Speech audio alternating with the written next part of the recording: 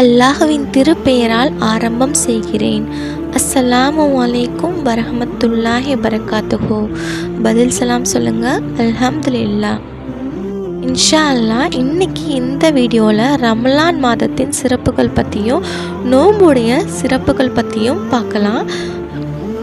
ரமலான் மாதம் அருள் நிறைந்த மாதம், நன்மைகளை அதிகம் செய்யும் மாதம், பிழை பொறுப்பு தேடும் மாதம், அல்லாஹுவை அதிகம் நெருங்கும் வாய்ப்பை பெறும் மாதம். ரமலான் மாதம் வந்துவிட்டால் வானத்தின் வாசல்கள் திறக்கப்படுகின்றன, நரகத்தின் வாயில்கள் அடைக்கப்படுகின்றன, ஷைத்தான்கள் விலங்கிடப்படுகின்றன. இதை அறிவிப்பவர் அபூ ஹுரைரா ரலியல்லாஹு அன்ஹு, நூல் புகாரி. நபி ஸல்லல்லாஹு அலைஹி வஸல்லம் அவர்கள் கூறினார்கள், யார் ரமலானில் நம்பிக்கையுடனும் நன்மையை